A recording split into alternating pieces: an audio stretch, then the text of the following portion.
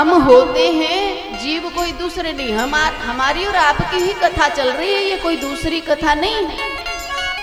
किसी दूसरे को सुधारने के लिए कथा नहीं होती प्यारे, ये सब कथा हमारी और तुम्हारी है। हे नाथ, इस नरक से मुझे बाहर निकालो, मैं पृथ्वी पर आकर के तुम्हारा भजन करूंगा। और जैसे ही बालक ने जन्म लिया, मैं तेरा पापा हूं, मैं तेरी बुआ हूं, मैं तेरी माँ हूं,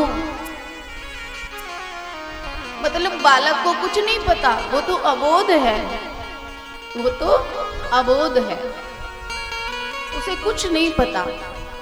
भगवान जब जीव को भेजता है, कोरा कागज बना के भेजता है। छोटा सा बालक तो वो तो कुछ नहीं जानता, पर हम और आप एक अंधे की तरह होते हैं।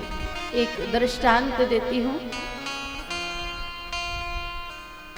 बड़ा सुंदर, बहुत अच्छे संत का दिया हुआ दृष्टांत है। एक व्यक्ति की नाक कट गई थी। बेटा थोड़ा कम आवाज कर। एक व्यक्ति जिसकी नाक कटी हुई थी,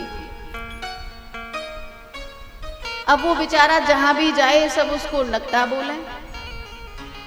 अब परेशान हो गया कि भाई नकटा नकटा सब कहते हैं, तो उसने क्या किया, दूसरे गांव में जाकर के रहने लगा और बाबा का भेष बना के बाबा जी होके दूसरे गांव में रहने लगा।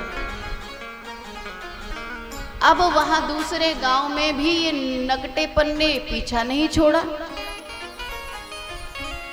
अब जो दूसरे गांव के व्यक्ति थे, नए नए बाबा जी आए, अब उनका नाम पड़ गया नकटा बाबा। कौन आया? फलाने घर नकटा बाबा आए हैं, महाराज जय हो। सब दर्शन करने आते, नकटे बाबा जी आए, नकटे बाबा जी।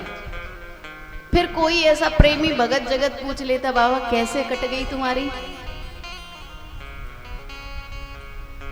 कहा कि भगवान की भक्ति में नाक कोई बड़ी चीज नहीं है, कटा दी हमने। भगवान ने दर्शन दिए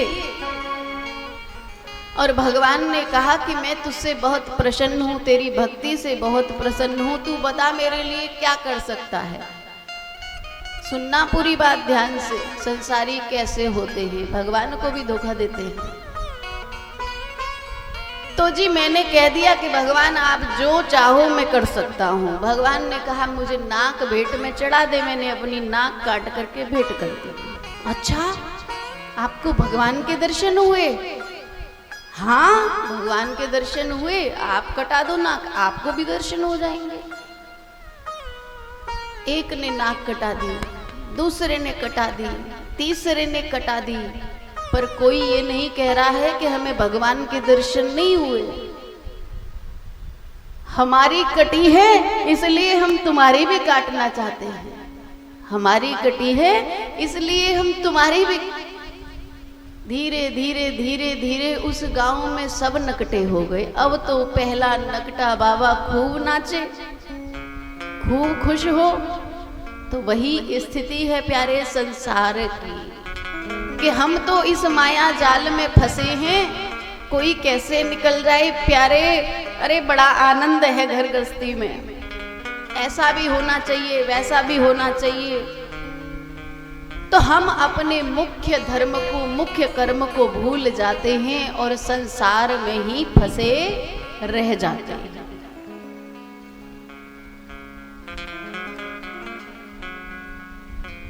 ये भागवत जी कोई साधारण ग्रंथ नहीं है।